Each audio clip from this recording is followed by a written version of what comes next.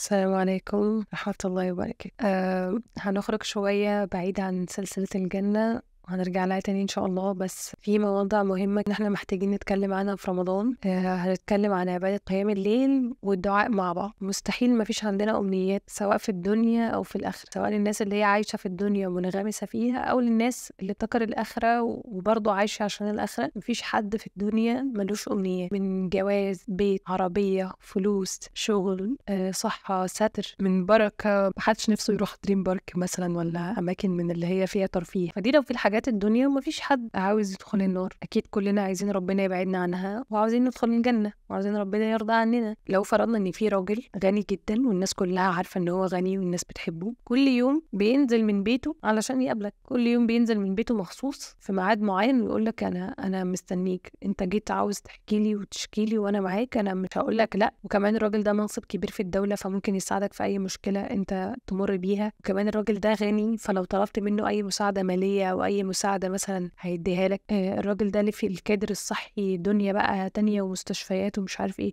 وبرضه هيساعدك في موضوع الصحة، هيساعدك في أي حاجة. لا، راجل واصل كده من جميع الجوانب اللي انت ممكن في حياتك هتحتاجه فيها، تعليم بقى، صح، شغل، فلوس، أي حاجة. لما الراجل ده كل يوم ينزل من بيته علشان يقابلك، المقابلة اللي انت هتنزل تقابله فيها دي انت مش هتروح فاضي. حتى لو هتروح تفضفض له، بس لو هو مثلا صديق مخلص قوي ليه وانت رايح بس مجرد ان انت تحكي له وانت متأكد ان هو شخص امين وسيرك ده عمره ما هيخرج بره، فانت هتروح هترتاح. انت رايح حتى لو هتفضفض بس مش هتطلب اي حاجة منه، فانت رايح ترتاح. ولله المثل الأعلى، يعني هو ربنا مالك السماوات والأرض. في حديث بيقول إن الله حيي، أي كثير الحياة، يستحي، يعني واخدين بالنا ان ربنا بيستحي ان يرفع العبد يديه ان يردهما صفر. ربنا بيستحي ان حد فينا يطلب منه طلب ويرفع ايده ويقول يا رب انا عايز ان يردهما صفر. انت مش هترجع فاضي باي دعوه انت دعيتها. احنا اللي محتاجين، واحنا اللي عندنا دعوات كتير، واحنا اللي عندنا امنيات كتير، واحنا اللي حياتنا بايظه، واحنا اللي حياتنا متبهدله، واحنا اللي نفسنا في رزق كتير ونفسنا في بركه ونفسنا في ستر ونفسنا في حاجات كتير جدا. احنا اللي محتاجين مش ربنا. واحنا في شهر استجابه وخلاص، يعني بقينا في 10 ايام استجابه، ما عادش بقى شهر. وعندنا الثلث الاخير من الليل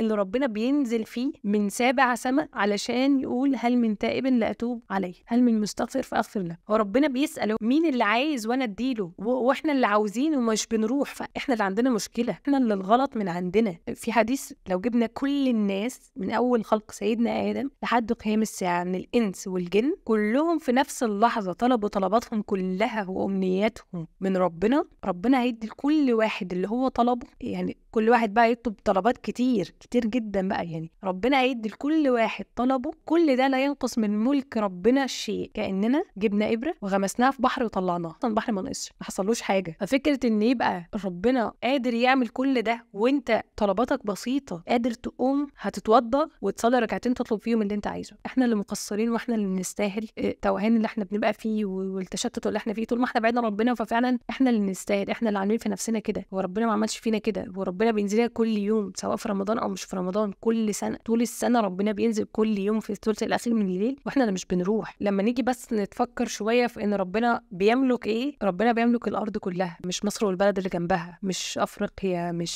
مش العالم الغربي وبتاعنا، لا، الارض كلها. تمام. بعد الارض بقى لو طلعنا فوق شويه بنلاقي جنبنا كواكب تانية، عالم تاني، والارض ده حجم متوسط بالنسبه للباقي. الشمس اصلا اكبر من الارض بملايين. لا، ونرجع في الاخر اصلا تطلع المجموعه الشمسيه دي هي حته نقطه على طرف المجره اللي مليانه من ملايين النجوم اللي زي الشمس، واحنا اصلا جزء جوه الشمس مش باينين. فالشمس دي تطلع جزء اصلا من مجره، هي كمان المجره دي اساسا ما هيش باينه من ضمن كل المجرات. كون بقى نفسه، وان ربنا يبقى هو مالك الكون ده كله، وانت عندك حته طلب قد كده قادر تروح تطلبه من ربنا باخلاص وبثقة إن ربنا مالك الملك ومالك السماوات والأرض والكون والمجرات والشمس والكواكب وكل حاجة. مفيش يقين إن ربنا يستجيب، أو مفيش إخلاص في الدعاء، أو مفيش لا يا رب أنا جاي وهطلب عشان أنت اللي عندك كل شيء، أو أنت اللي في إيدك كل شيء، وفي إيدك الناس دي كلها، وفي إيدك قلوب العباد. فأتمنى إن إحنا نرجع تاني لربنا أكتر وما نطلبش غير من ربنا، وإحنا على يقين نطلب كل حاجة،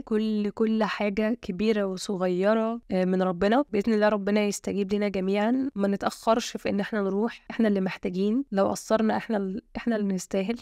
احنا بس لو هنروح لربنا نفضفض له كأنه صاحب لينا او صديق لينا، بنروح نقول له الحاجات اللي مضايقانا. لو رحنا بس نفضفض هنرتاح. انت بتفضفض لحد امين، امين على سرك، وفي نفس الوقت هيجيب لك حقك من غير حتى ما تعمل اي حاجه، من غير ما تقول يا رب خد لي حقي. انت بس لو بتحكي لربنا وبتقول له يا رب حصل فيا وعملوا فيا وخسرت مثلا في الشغل الفلاني، او يا رب اتظلمت في الحاجه الفلانيه، انت بس مجرد ان انت بتفضفض فربنا اصلا هيجيب لك حق. فهي التجاره مش خسرانه ابدا مع ربنا. عمرك ما هتروح الزياره دي وانت راجع خيبان او راجع خسران. ده شيء اتمنى ما نكسلش ان احنا نروح لربنا ونقرب اكتر، وان احنا نتقي الله في نفسنا وفي التشتت وفي التوهان وفي الضياع اللي احنا فيه، وفعلا نروح، لان ركن ربنا هو الشيء الوحيد اللي هيخرجنا من كل حاجه احنا فيها. ولو احنا ما عندناش المعلومات دي، فالى حد ما احنا نقدر دلوقتي نشوف ناس بتتكلم في قيام الليل اكتر وتتكلم في الدعاء اكتر، فنرجع نفسنا ونذكر نفسنا دايما وما نبقاش عن الركن ده خالص. يعني ربنا يا رب يستجيب دعائنا ويهدينا جميعا ويوفقنا يا رب ويتقبل مننا، اللهم امين.